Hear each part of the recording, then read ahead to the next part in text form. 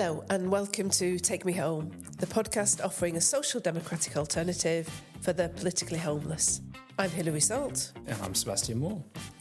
And we are thrilled to be joined this week by Ed Rennie, co-founder and co-director of Climate Debate UK and a trained psychotherapist. Welcome, Ed. Glad to be here. Thanks for having me. Superb. I thought you were going to forget what the podcast was for halfway through that, and I've forgotten. The podcast offering, what are we offering? I think it's just like muscle memory now. I think I've just got it off. So I've practiced it so many times, it just comes out. Do you find when you tell people about Take Me Home, you kind of come out with that? It's a podcast offering a social democratic alternative for the politically homeless. I do. That's exactly what I say. Yes. Yeah. So, Ed, we want to talk to you about lots of things, but I think you might hang them all on the peg of climate change. So, do you want to kick off with a... Yeah, so no, I was just thinking about this in the build-up to doing this this conversation with you, was that it weirdly, and I suppose this is true for a lot of issues, but climate change has become such a hot-button issue in that there are right opinions and wrong opinions. Good and evil. Yeah, and it's become just as polarised as every other thing that we talk about with Israel, Gaza, or whatever the issue is. And so I think people listening to this, their first thought will be, okay, Ed, this guy, is he a climate change denier, or does he follow the science? So which is it, Ed? Well, you have to follow the scientific evidence. And that word evidence is very important because the notion that opinions of scientists are valid scientific evidence isn't really credible, in the sense it's either regarded as the lowest form of scientific evidence, or it isn't scientific evidence at all. It's just the opinions of people who look into science. But that's about an argument from authority, which I think we could well come back to later. Now, the point about this stuff is, even with climate, what gets generally called climate skepticism, or people are referred to as climate skeptics, which is generally more accepted by the side that is more skeptical that climate change is going to do significant damage to the global human population. And those who climate skeptical side call the alarmists are those who saying, look, we haven't got time to debate this. It's definitely on course to happen. Mass destruction of the environment that's going to have huge catastrophic impacts on the human population, and yes, of course, wildlife as well. But obviously, as human beings, we're more concerned about ourselves than even the greatest animal-loving Brit.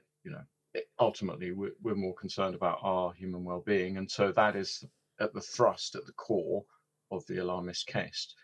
But climate denial is one of these linguistic things that just doesn't really work at all, because no one denies that there's a climate, and no one denies that the climate changes. Of course, the climate changes. That what the argument about is whether this climate change is so grave that it's going to lead to effects that people experience as weather changes. The accumulated weather being the climate, that it becomes unlivable to live here in a way that is new, not that is not commensurate with previous forms of the climate in modern human history. So, for example, it used to be a lot warmer in England in the north many centuries ago, during human lived on the planet. But so the answer is to keep with the scientific evidence and to scrutinize that and always look at the studies. And one thing I would add on this is there was a recent study that came out about global precipitation, global rainfall. And this was one of the areas where it looked like, well, there's nothing to particularly concern us, but global precipitation is increasing. But there was a recent study that came out which suggested that was in fact not the case in recent years. Now, the point is I don't come from a particular scientific background at all, but that was accessible to me as someone who, has studied psychotherapy, studied law, studied philosophy, and studied politics. But I could read that as a non-scientist. It wasn't mumbo jumbo. It wasn't like looking at the Matrix. I could understand it. And the point is that basically everyone who has reached essentially undergraduate level university or not bothered with university but done reasonably well in their A levels should be able to read most scientific reports comprehensively and for the most part understand what's being communicated. So, and that comes back to the argument about authority in sense of scientists are not this sort of, they often are treated as such, but they are not this distant priestly caste, and we don't understand what they're telling us, and they kind of come down from the mountaintop and tell us the wisdom that they have achieved in their ivory tower / research lab. That's just not how science is communicated when it's communicated properly in the reports that people can read. So that's a rather long-winded answer to your very short question, but then I suppose a nuance approach to that kind of thing is part of what Climate Debate UK is actually about. Well, I didn't go to university and I didn't do reasonably well in my A levels, so I might struggle here. But one of the points you made we were just having a look at your website earlier, Ed, and one of the points you made was that terminology that people often use about the science is settled. You actually make the point that there are lots of different scientific analyses within an IPCC report. And in some areas, probably there is quite a lot of unanimity and consensus about what's going on, whereas in other areas there's a lot less. Do you want to unpick that a bit for us? And do let people know what the IPCC is as well. So that's the Intergovernmental Panel on Climate Change, I believe. Yeah. I often forget these abbreviations. And that's actually part of the problem, is that all these abbreviations get used and people get bamboozled and it becomes inaccessible for people. But they have reports. It's a UN, it's a major United Nations body, and they have reports every several years. And the next one is called AR7, and it's due in 2029. The most recent one was AR6, and I forget what the A stands for, but the R stands for review or report. Anyway, God, they could improve their branding, couldn't they? Doesn't make me want to read it if it's called AR6, AR7. Yeah. No, but interestingly, the most important distinction, which is slightly off your question, but is very important to cover, is that there are the actual body of these reports when it comes to precipitation, when it comes to sea ice, when it comes to heat wave or wildfires or other signs that you would look to for evidence of, okay, a climate crisis is beginning here or we are reaching an emergency stage. And so for all of those reports, you have a kind of summary of the scientific evidence, but you have a political summary. And the political summaries, often, one of the most obvious being climate refugees or climate migration, the summary doesn't actually bear much relation to the evidence contained. And so this is within the same report. And those of us, if we're being uncharitable or skeptical, would say, well, that actually feels a bit deliberate because, well, journalists and policymakers and politicians can just read this political summary and they're not going to delve into the actual scientific detail. They just take that as given that the two are kind of quite closely related. But often they're not. And this has been one of the great critiques from the more skeptical side. The point from Hilary that you're raising is more from our perspective of Climate Debate UK, is to say that the scientific consensus is, for example, amongst meteorologists, is on precipitation or floods or something like that. But for those other areas, maybe a different branch of science. And therefore, the consensus around one particular area will not be the same as it is at another particular area. The consensus may be, for example, sea level rise. So I mentioned climate migration before. Overall, if you look at the evidence, that's probably the least credible in terms of there's significant change here, which shows we're in a climate crisis. It's negligible to almost non-existent. In fact, some reports have said it's basically a myth. It doesn't exist. Up to sea level rise, which certainly on the face of it looks like the most credible evidence of global warming, which basically everyone accepts that we are on a warming trajectory at the moment. There are disagreements about the extent of that, but the consensus is that there is a warming period that we're in. Whether it's related to carbon dioxide and the greenhouse effect that causes is something we can come back to. But the point is that when it comes to sea level rise, there's going to be a different set of scientists and a different consensus on that. And the consensus on that is that there is some sea level rise. But where the politics and the dispute can come in is, well, how do we deal with that? And whether it's caused by global warming or not doesn't matter. But we look at the example from the Netherlands, the Dutch example, and they've had sea level rise that is above their land level for years and years and years. If you look at, for example, UK floods, most of our problems with floods are not actually arising particularly, or any evidence that it's shown that it's particularly the climate or climate change. It's actually that we've not spent the requisite money on flood defences, we've not invested properly, and also that our rapid increase in migration, and although house building has not caught up with that, there has been fairly rapid urbanisation to increase house building. And when I was once in a previous life a local councillor in Ealing for Perivale, and this was a significant question that the then leader of the council raised, was like, well, look, we've got to look seriously at this flooding issue, because flooding in Ealing, even in that locality, there was evidence that it had got worse, and there was significant evidence that that had been in significant part driven by increasing urbanization, increasing use of land for, domestic housing. And not clearing grids is one of the things that is an issue in Trafford. Drains. Yes. Yeah, drains, yes. So I think we have a kind of north-south divide on what you call grids, don't we?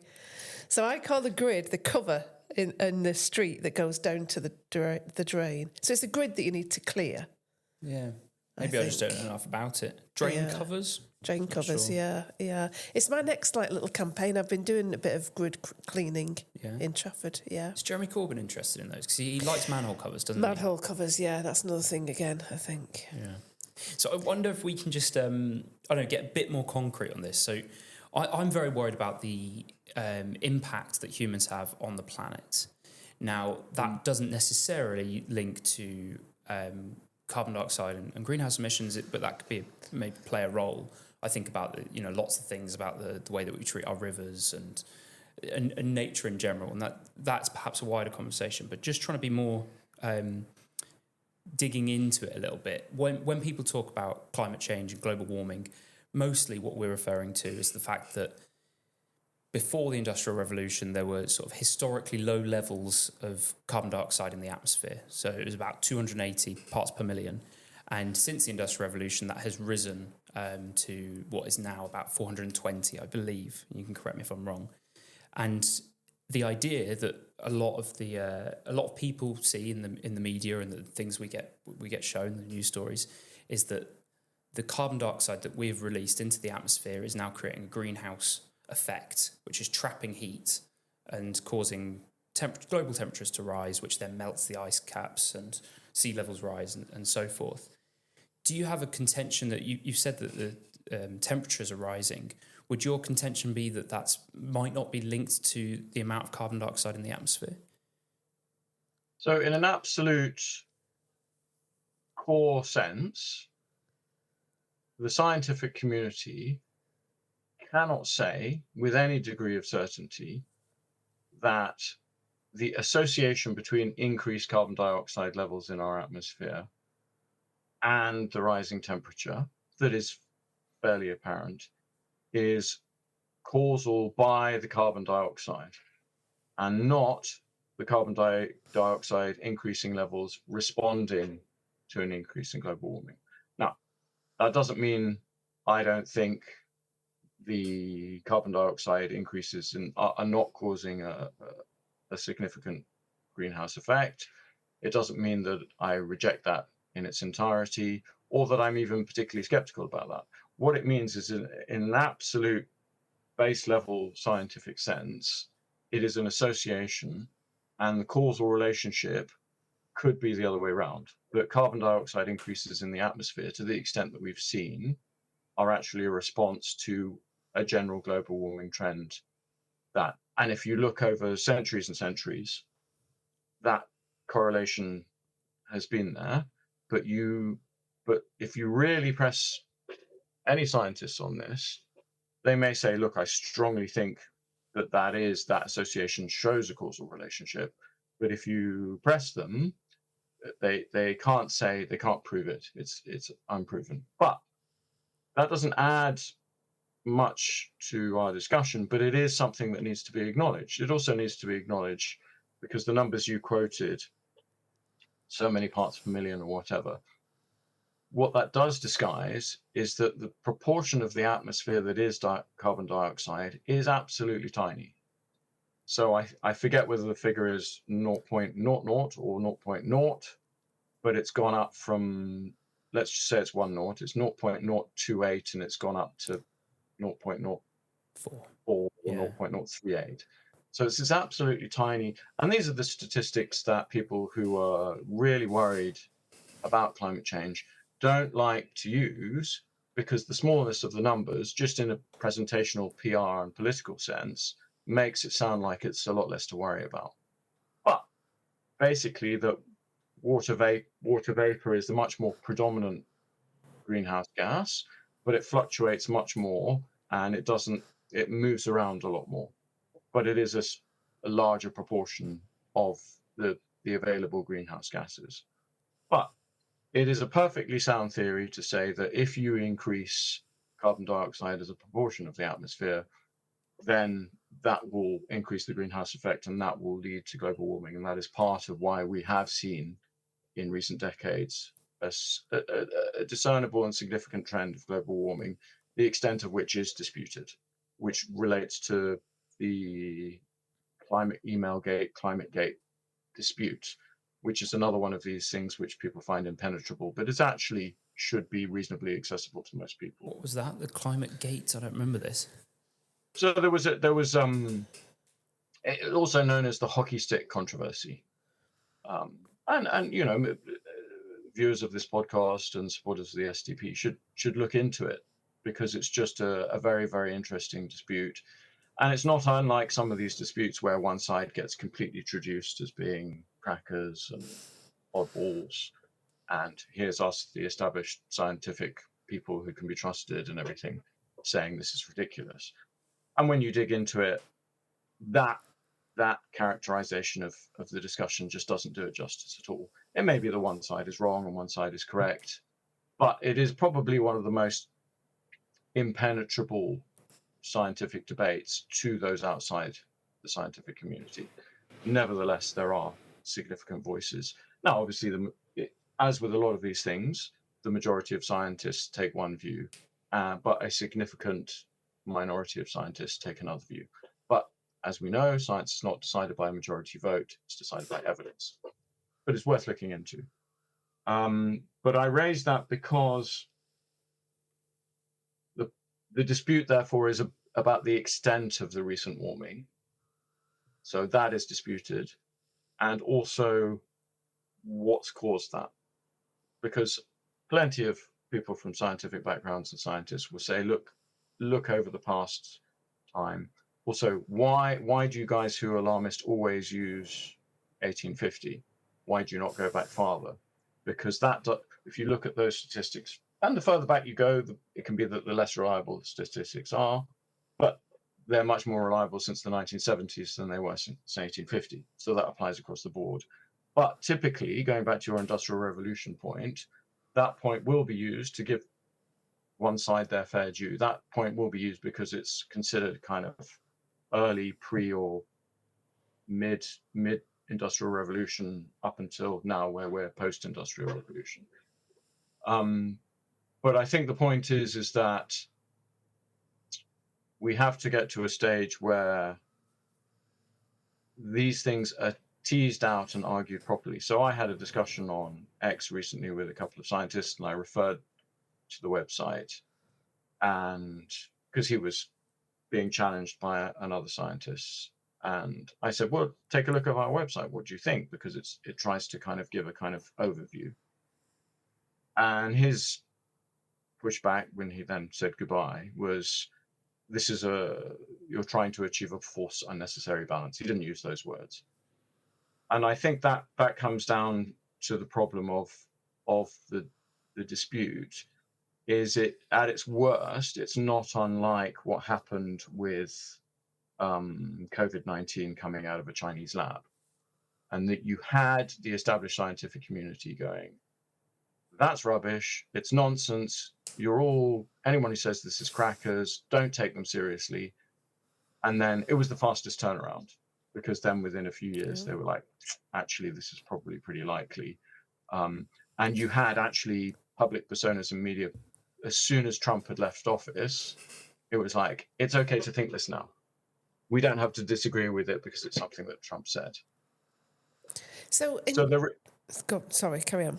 No, it's just there is a broader problem with the credibility of science, and that is existing, and we're seeing that play out in lots of places where, not least because of the transgender discussion, lots of established medical and scientific authorities have, in a very general way, lost credibility. So, for example, I think this recent thing about paracetamol and pregnancy is like, well, the easy comeback is, well, why should I trust you? Because you say men can get pregnant. So, you've lost your credibility. Now, that may be deeply unfair, unreasonable, and not scientifically relevant, but it is relevant in terms of, and lots of people are talking about this now, that the credibility of the scientific community is in play. And there may be an element in the groupthink that we could perhaps go into where this whole alarmist narrative developed, is there is a kind of groupthink where, well, there's no definitive evidence in my field, but those guys over there, they must have seen the definitive evidence. And what you actually have, I mean, I and my colleague Ben Pyle, we're co-directors and co-founders of Climate Debate UK. Less so Ben, but myself and many others were broadly from a green background. And we just kind of did this kind of, well, the evidence is there somewhere.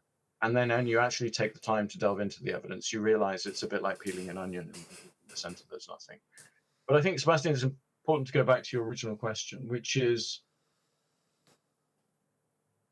all ideologies, my answer is all ideologies, which I include environmentalism or whatever you want to call it, rise because there is a legitimate concern, and a legitimate concern about the pollution of our rivers, the pollution of our air quality, and the CFCs in the ozone layer, for example.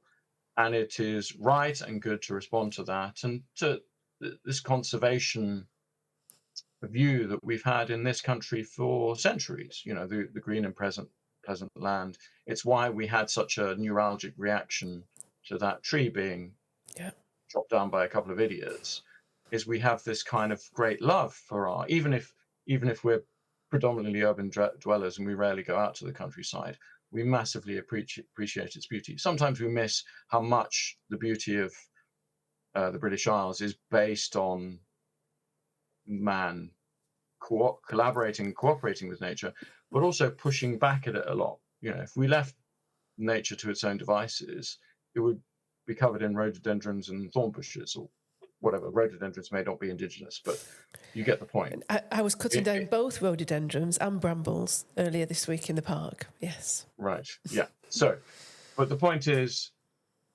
whether it's feminism, environmentalism, even transgenderism, people who have gender dysphoria should be treated kindly.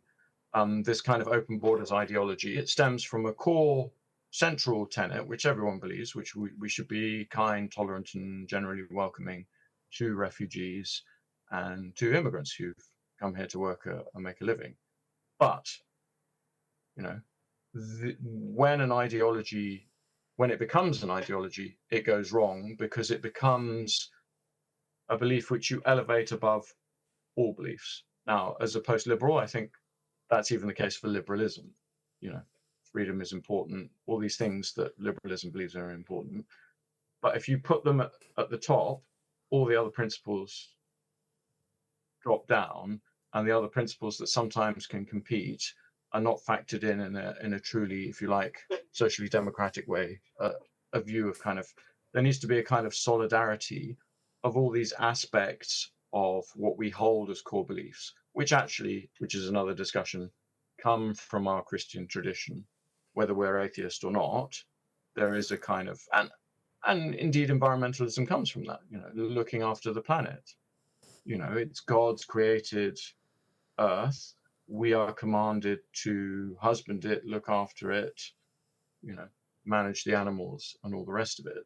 So all of these things come from a good place, and yet they get, excuse my language, bastardized and corrupted when they become an ideology. And that's as much for environmentalism and what I would call climate alarmism as anything else. So where does that leave politics? And how do we have a political discussion about the climate? Because two things. One is that most of that discussion seems to be had not in the public arena. It's had between kind of supranational bodies and governments and all those kind of people, and then they kind of tell us what we're required to do. And the other kind of aspect is any debate about the climate either degenerates into this is what my expert says and this is what your expert says, or just a kind of complete opting out that, you know, as an ordinary punter, I'm not, you know, I might have the nous to be able to understand it all, but I haven't got the time to read the blooming IPCC reports. So how do we have that debate about the climate without just giving up on it all politically? Yeah, and the giving up is the one, and outcome is a consequence of the other. So the my expert versus your expert means people tune out, right? Yeah, correct. There's a couple of answers to this. The very brief answer is people should go to climatedebate.co.uk and trawl through our website, Okay. you know, et cetera, et cetera, et cetera. And we'll put that in the show notes. The obvious self-promoting answer. The other answer is that we need to approach each aspect of this debate in turn. Now, step one is arguably energy, because this dispute would be kind of interesting, relevant, important, and what have you, if it didn't mean that we were pursuing something called net zero. Now, obviously every SDP member should read this. Well done, thank you, Ed. Yes, indeed, and energy abundance, but very important section on net zero and, well, in particular, renewables and how they cannot supply the energy we need. They just can't do it.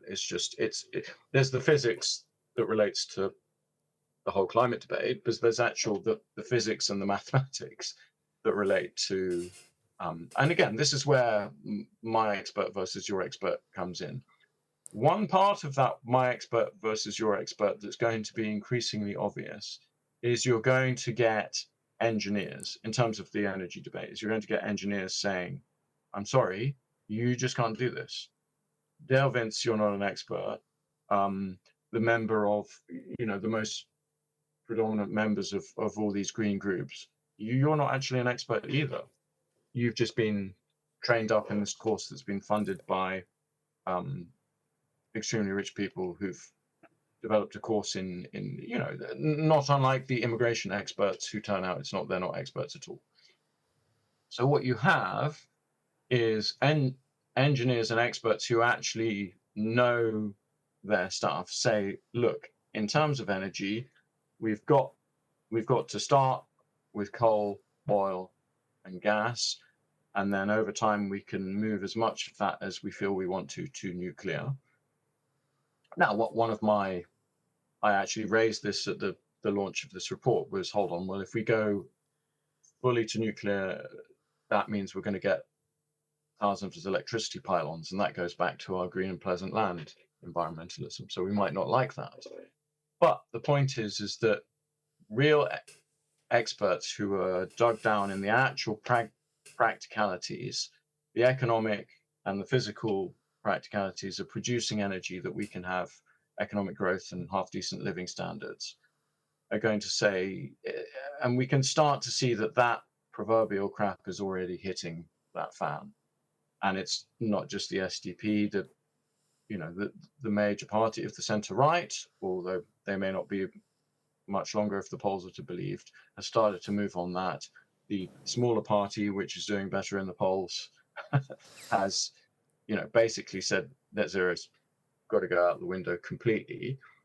And that's moved. So we're seeing the political debate move because the practical realities of supplying energy for a modern economy that is still the sixth largest in the world is not compatible with what people like Ed Miliband are saying.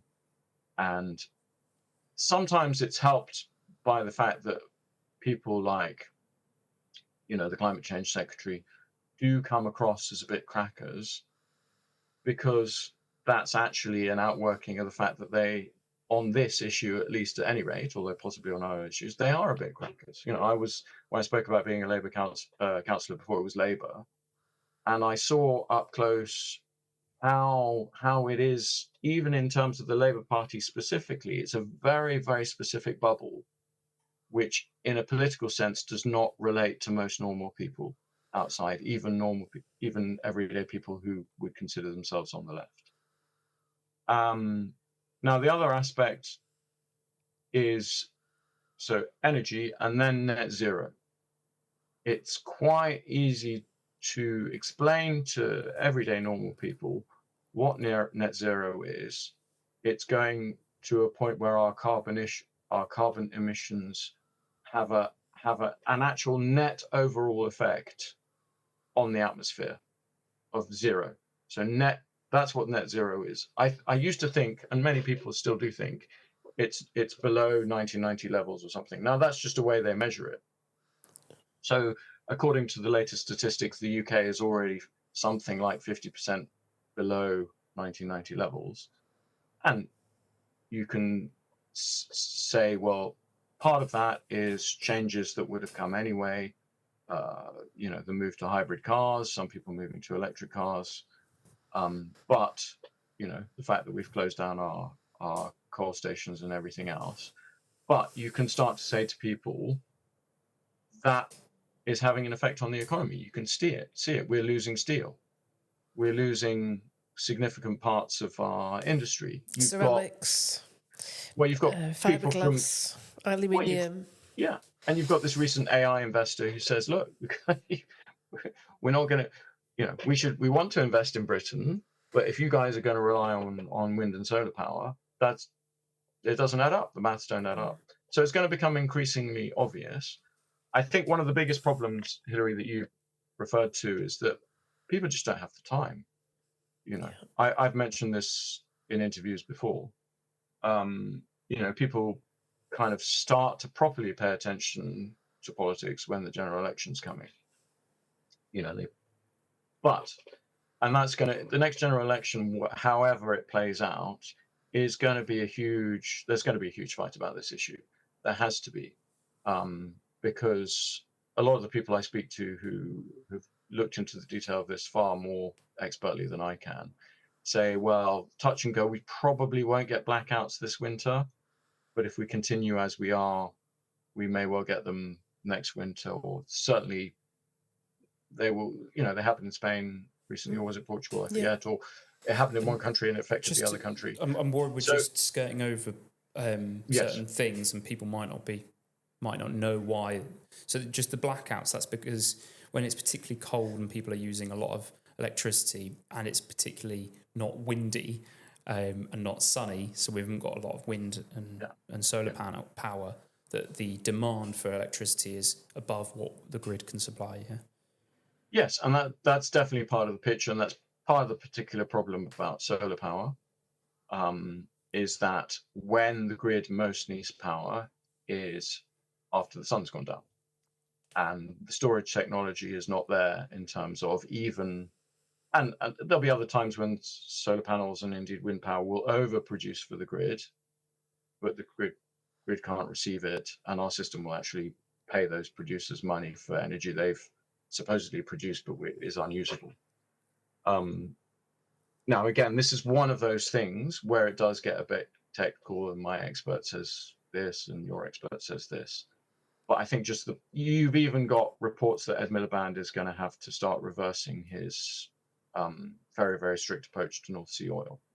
Now, whether that's coming from him or whether that's the rest of the government saying, well, look, we've got these guys who want to invest in AI and they're saying this, it's just the practical realities that if we continue towards the degree of which wind and solar, we would be dependent on these famous word being intermittent sources of energy, then we cannot have anything like economic growth. And this green growth is actually, the jobs in particular are only ever based on huge subsidies.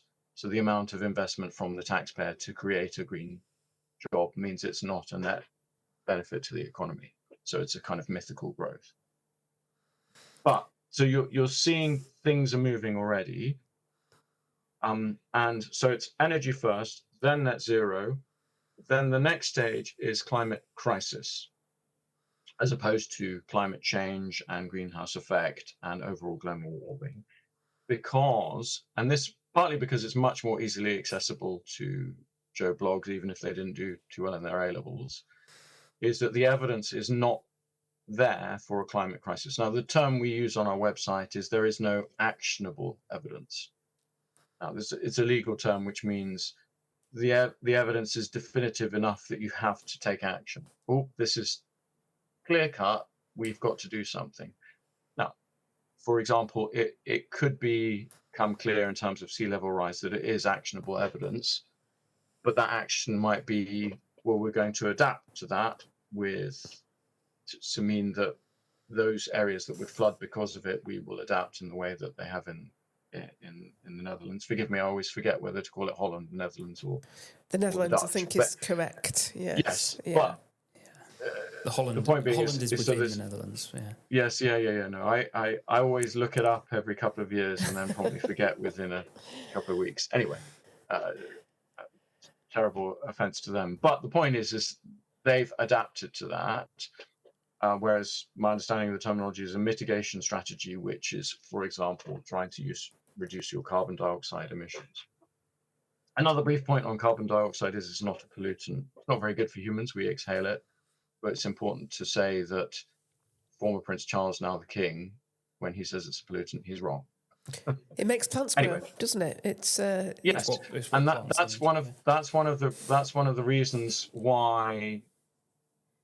And a lot of people do know about this, is that the increase in carbon dioxide, because it's plant food, more plants become more abundant, and they absorb the. Now, there are other impacts which say actually the cycle can go the other way, but it's one of those important things that everyone is sort of easily accessible and generally aware of, but doesn't get discussed amongst the alarmists. And we can all agree on more plants, can't we? Absolutely, yeah. I like plants. Yeah. Depends on the plant. I mean, obviously you don't. Not all plants, I suppose. You don't. Yeah. I mean, but the point that we get into the tree planting stuff, but you get the idea. Yeah, I just wondered if I could ask you about well, I mean, you showed the energy abundance green paper that the STP produced recently. I don't know if you've still got it to hand. It might be just good to show it to camera for anybody that's watching rather than listening. Now, that's great. Thanks, Ed. And now, in that report, we make the case that we have to use coal, oil, and gas as a path towards nuclear energy. And I think there is an argument that can be said to anybody out there that says, if you are worried about carbon dioxide in the atmosphere, then nuclear energy doesn't emit any carbon dioxide. And I guess my question for you is, do you think, regardless of anybody's own interpretation of the scientific argument around man-made climate change, do you think that there is a potential for nuclear energy to be a bit of a consensus former for people to kind of compromise and say, well, yeah, we can get behind that? Potentially, yes. And this is one where there are some slight disagreements between Ben and myself, and in those who are saying, well, we need to, but the way I've used this argument, that, for example, at the Battle of Ideas a couple of years now, and what the brief version of the strategy is called gas to nuclear. And if you're and I've used this with people I met who are nothing to do with this debate and aren't that political. And I use the classic example of France, where the closest any Western developed industrialized economy, if you can call them that, has got to net zero, has been when France decided that it was fairly inexpensive to go to 80% of their energy being provided by nuclear power, where it was really expensive to build just one or two nuclear power stations. And I always joke that, of course, what did we, the Brits, do? We build one. And then when that's about to die, we build another one. And that's the most expensive way of doing nuclear energy. But there is a potential consensus in there, in the sense that, which was also killed noticeably by Nick Clegg, people can dig out the video, where he says he's in 2010, 2012, he's just entered the coalition government. And he's like, well, there's no point us building any nuclear power stations at all, because that won't help us until something like 2022. And of course, around 2022, this video got blasted all over Twitter, now X, and a lot of social media, given us the final definitive evidence of, despite any appearances to the contrary, he absolutely was a blithering and is a bit of a blithering idiot. The lack of foresight, I'm deputy prime minister for 5 years. What do I care about the energy abundance in 12 or 10 years' time? Anyway, but the point is, the short answer is yes, but I think particularly in Britain, there is the pylons issue, which I alluded to earlier, and there's a lot of NIMBYism about pylons about. Now, we have a lot of them already, but nuclear tends to mean, in my understanding, electrification, and electrification means, because you can't, it's too expensive to bury them underground, you have to, the least expensive way is pylons. And goodness me, our beautiful countryside, do we need more pylons? And people can hate them even more than they hate windmills, for example. We were looking at the new pylons the other day, though, weren't we? I was going to say, here's my controversial opinion then. I really like the new design of the pylons. I think that might be the most unpopular thing I've ever said, because people don't like pylons, but I like the new ones. I think they look really cool. Well, my inner politician says your initial policy should then be replace all the ugly ones with these new better looking ones. Yes. Yeah. And then see where that takes you, right? Yeah. But the other aspect of why nuclear might not be a consensus is because wind and solar are so completely hopeless in terms of for our needs, that you are going to have long term, you're going to need coal as backup, and you're going to need gas and oil. So it's, even if you increase to 60, 70, 80% the energy that's provided by nuclear, you're still going to need these carbon-based energy forms. And then you get back to the crux of the debate, which comes, so after you've energy net zero and climate crisis, but once you've got Joe Public to understand that there isn't a climate crisis, then if you're undoing the thread of this political and scientific consensus that says by 2050, at some point between 2050 and 2100, or no, anyway, whatever I have no idea what we call that now. Yeah, 2100 I think is okay. Yes. Yeah. Does that work? Anyway, but the point being is that people will understand, okay, we've supposedly been told by the scientific experts there's a climate crisis. Now that's really clear to us that there isn't. Okay, then the kind of stranglehold that this much more alarmist approach has, if you like, on established science is weakened, and that you can then have that debate. But if you look at, so this, mapping out of how you have that debate fits quite well with the political timeline, because we need to dump net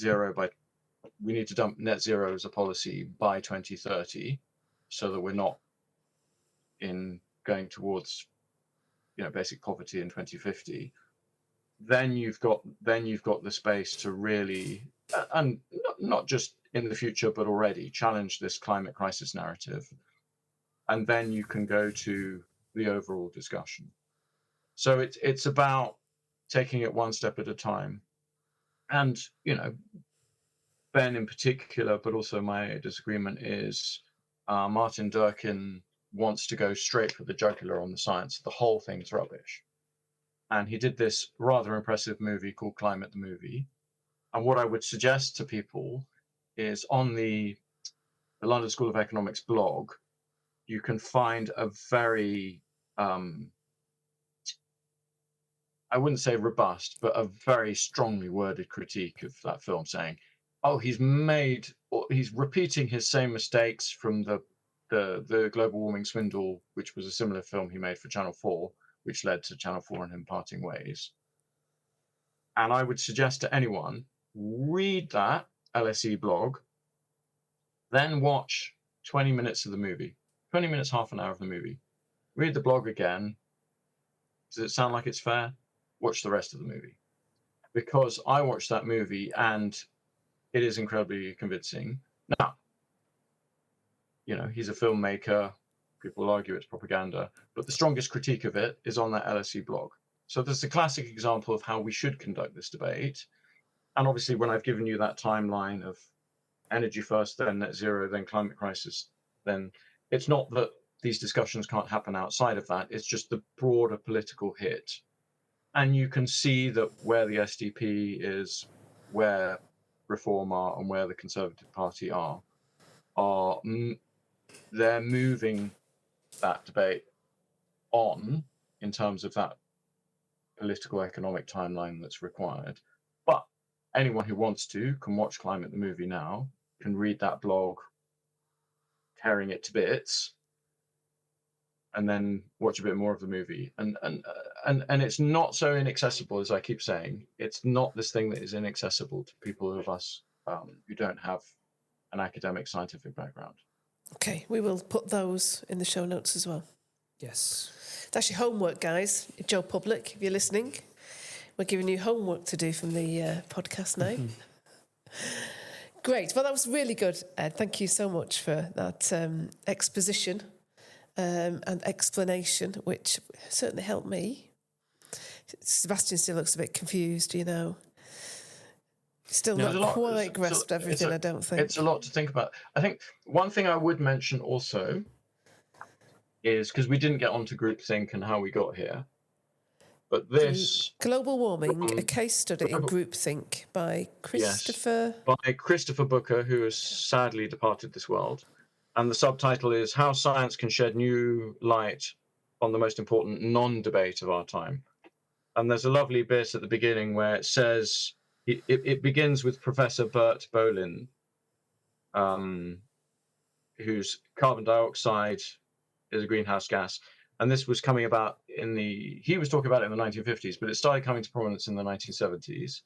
And at the early 1970s, it says here, it wasn't fashionable then. I mean, whether that's a reasonable word to use, is this carbon dioxide as a greenhouse gas and the global warming effect. It wasn't mainstream scientific consensus. And this is a wonderful, I don't think you can get physical copies of it anymore, but obviously, much like with energy abundance, the PDF is available from the global warming, the GWPF's website. You can What would be great, Ed, is if you can send us these links, because I've already forgotten them, but if you can send us them, I will.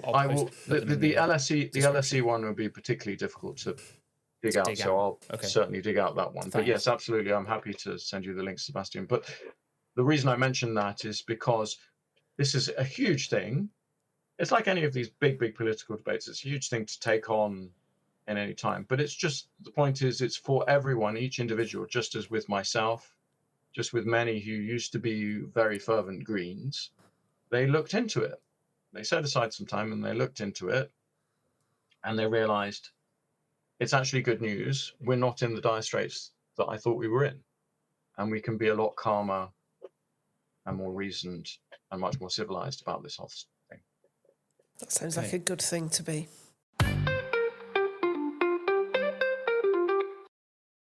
And we should get to Culture Club. Sorry, I'm sort of... Yes. Oh, yes. Do you want me to start? Shall I start? Yes. Okay, I think I'm going to tag on to yours, but I think we've got a very similar theme for our two items. Okay, well, I wanted to talk about Hercules the musical. So this is Disney's version of Hercules on stage. So last week, me and my boys went down to London and we went to the Royal Theatre on Drury Lane and saw Hercules the musical. Now, the reason it's kind of, it really appealed to me and the boys, I think, is that when they were very young, so my boys are like 29, 30 now, when they were very young, they watched that musical, the kind of cartoon version, back to back, for weeks and months and probably years. Not only that, but they had the PlayStation game of it, where you were Hercules, doing your challenges, and that had the same music in the background. So these are tunes that have kind of been with me since the boys were little, and so we went to see the musical on stage, and it was brilliant. It was really good. So I'm sure people know the broad story of Hercules. So the son of Zeus and Hera, born on Mount Olympus, but stolen by Hades, who took away his godliness and stole the child. The child was brought up on Earth as a mortal, a mere mortal, but obviously with massive strength. And so never fitted in as a boy because he was always breaking things and being too strong for everything.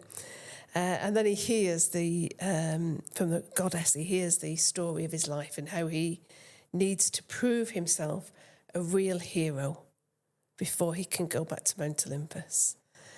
And of course he falls in love along the way, wouldn't he just? And he has to do all these challenges, some of which are very, physical challenges. But as you might imagine, there's a very moral element to the story. I don't want to give away the ending or anything, or any of the plot lines. But it was a really uplifting, enjoyable, fun evening at the theatre. And this theatre, has it been recently renovated? Is it Andrew Lloyd Webber's theatre? Am I thinking of the right one? I think that's a different one. I don't know. But it's wasn't beautiful. Incredibly ornate. It is. But they all are, aren't they? Okay. They're the London theatres. And, there's the boxes that... We weren't in a box, obviously. We were in the stalls.